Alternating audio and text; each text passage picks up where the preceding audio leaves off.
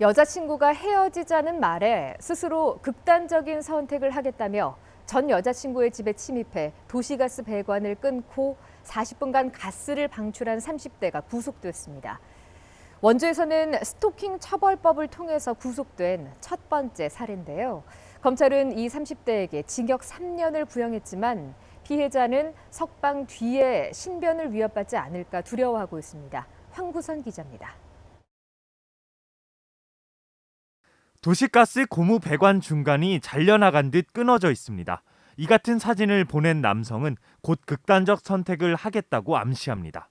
경찰에 신고하지 말라는 협박도 이어집니다.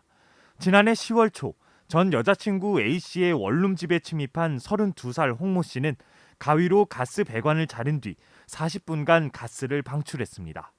이후 10월 22일부터 16일 동안 협박과 극단적 선택을 암시하는 문자와 SNS 메시지를 800통 넘게 보냈습니다.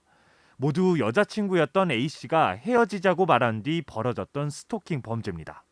검찰은 스토킹 처벌법이 시행된 10월 21일 이전에 발생한 가스 방출과 주거 침입에는 형법을, 21일 이후 무려 800통 이상 이어진 협박성 문자는 스토킹 처벌법을 적용해 홍 씨를 구속 상태로 재판에 넘겼습니다.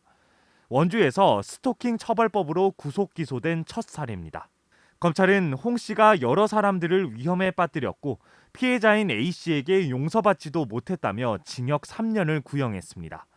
가스 방출이 스토킹 처벌법 시행 이후였다면 위험한 물건을 사용한 스토킹에 해당돼 징역 5년까지 구형할 수 있었습니다.